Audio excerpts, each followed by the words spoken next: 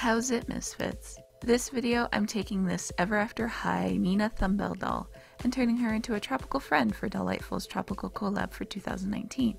I'm so excited, so let's get into it. First things first, off with her head. I softened the head with boiling water and pulled it off after a few tries.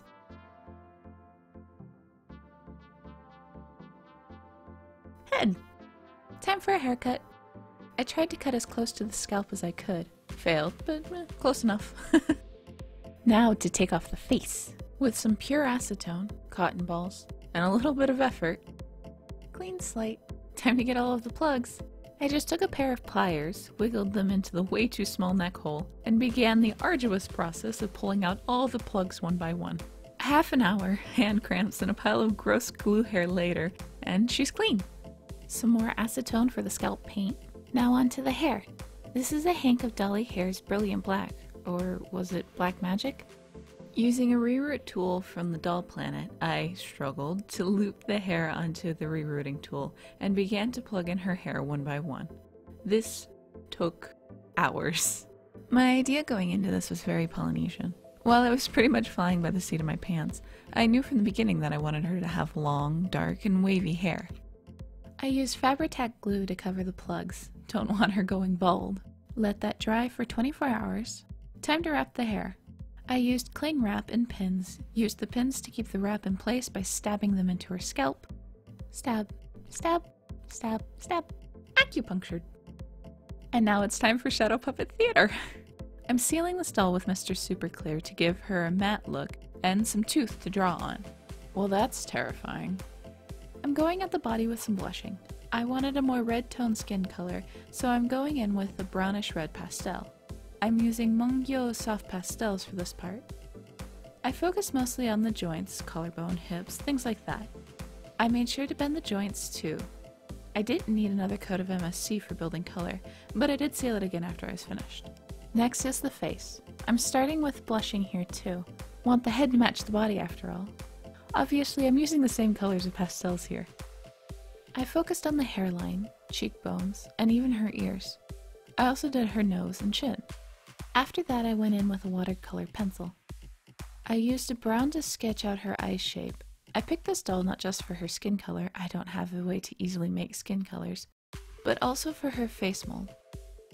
I used her mold as a bit of a guide and just kind of winged it. I didn't have any references. Maybe I should have.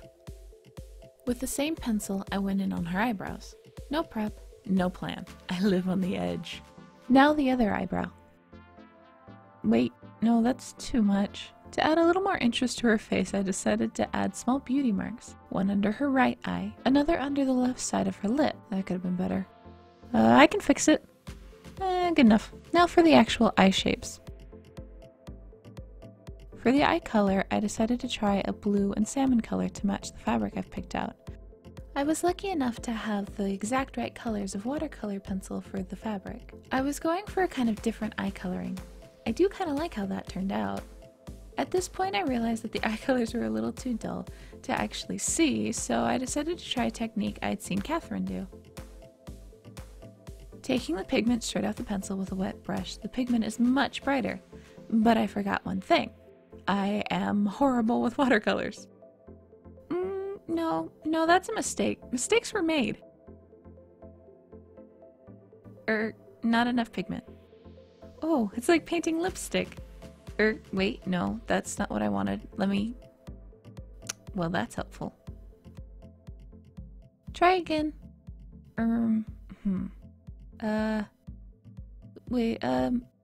Let me try to fix the eyes. Yeah, that's okay. Now I'm trying to add some whites to her eyes. I need a sharper pencil. Let's try the water thing again. Wow, that pops. That leaked into the iris, but that's okay. Let me try to, yeah, that's not pretty. Let's just try to move on to her line art again. See if that helps. Wait, I have made a mistake. Oh gods. Yeah, let's just keep going with this. What kind of gothic horror novel did you come from? Yeah, no, let's try to let's try to fix this. No, no, no, no, no. Oh, you're just smearing it. Screw it. Restart. Try again. So I went back in with pastels for the eyes, the forehead, and used a soft pinkish red for their natural lip color. I then went in and sketched in a basic face. Same as before, but, you know, better. To make the eyes pop this time, I went in with a more normal eye design with acrylics. Much better, I think. I'm sorry, Kathrine. I underestimated the power of the pastels. To match her face, I decided to add some beauty marks to her body as well. The pencil kept scratching the surface, so I decided to try take 2 on lifting pigment straight from the pencil. It worked much better this time. Dot, dot, dot, dot, dot, dot, dot, dot, dot, dot, dot. Next, it's time for the glossin'. Glossy accents to the eyes to make them look more realistic. Don't let it spill over the cheek like I did. Not on the nose. Nope, no, no. Don't forget to do the lips.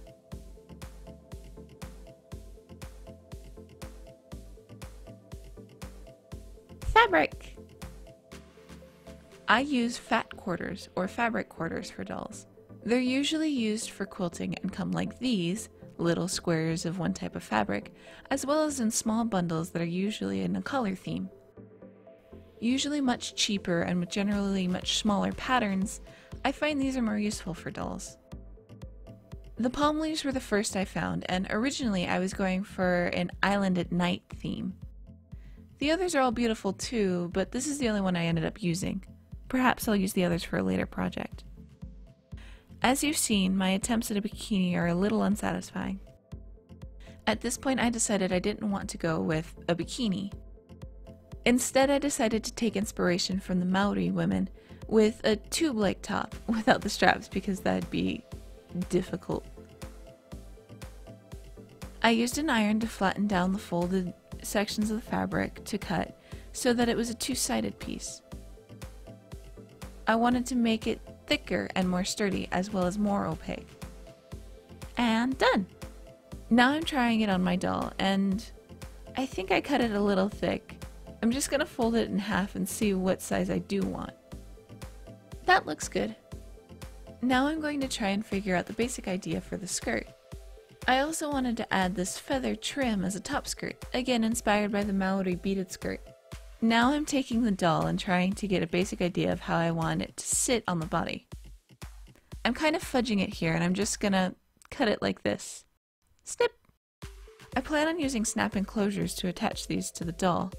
So as to not have raw edges, I'm folding down the seam and pressing it down with an iron since it's so small and I want to give myself a little bit of guideline.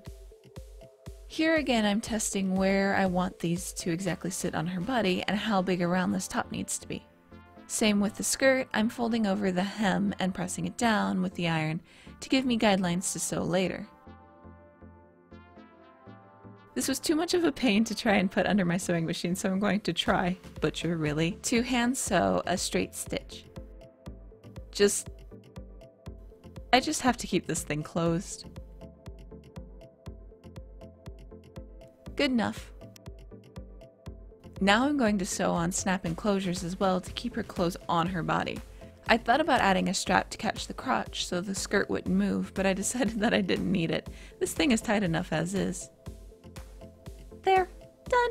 You missed a large chunk of that, but what I basically did was finish sewing on the clasps and hot glued the feathered skirt around the underskirt. Beads! For my doll, I already knew that I would want things around her neck, her wrists, and her ankles.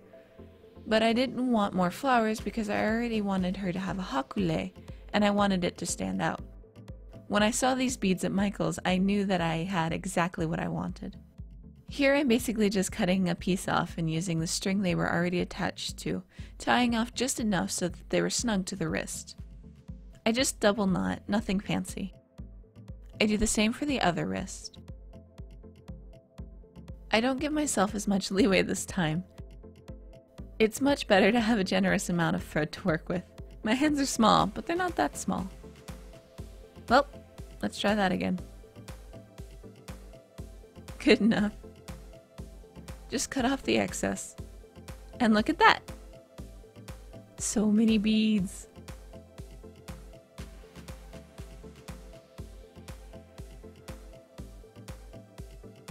Now to tend to the hair. First, I need to release it from the cling wrap. Ooh, so soft. Now, I thought about curling this in a much more traditional way, but I kind of wanted a wavier hairstyle. I figured if it came down to it, I could always restyle it more traditionally if this didn't work. Much like real hair, I decided to try braiding her hair into 2 sections and boil washing it to set the style. Now, just taking boiling water, I try to set her hair as best I can. I don't really want to submerge her. I'm worried for the necklace. So I tried to pour it on top of her hair. I'm trying to coat as much of her hair with hot water as I can. Yes, it's very hot. Yes, I'm getting it all over me. I'll live, but you may want to be careful if you try this yourself. I think I gave up at the end. 24 hours later, and she's dry. Now to free her hair and hope this works. Untying the braids, I comb out her hair. Yep, that's exactly the look I'm going for. There's a bit of a permanent part where her 2 halves are parted. I had to redo her hair later, and a single braid works much better. At this point I realized that her head, after I'd done the repaint, no longer matched her body, and her face was a little too blushed. Instead of redoing the face, obviously, I decided to reblush the body, making it a bit more saturated in color. I think I like this more actually. It makes her look like she's been out in the sun all day. Working around the necklace wasn't too big a deal. Now I just need to make her hakule by sewing pieces of silk flowers together and adding more beads between each, tying it around her head and securing it with a pin to her scalp, and we're done. I'm really thankful to Kathrine for doing this collab. It was so much fun, and I'm excited to participate again next year, if she decides to do it again. I decided to give her the name Auli'i after the voice actress from Moana. I thought it fit. This actually isn't my first doll, she's my second. My first dolls video will be on my channel eventually. As for an after action report, there's a few things I would change. I'd rely a little bit more on acrylics and pastels. I don't think I'll do watercolors again until I've learned how to do them a bit better. Also, compare the body and the face as you go. I've also figured out that if you don't like something, restart and try again. I'm not as practiced or as talented as someone like Kathrine, so I have to be willing to redo what I'm not satisfied with, take my time, and eventually I'll get there. With that said, I've had so much fun and I wish you well. Bye!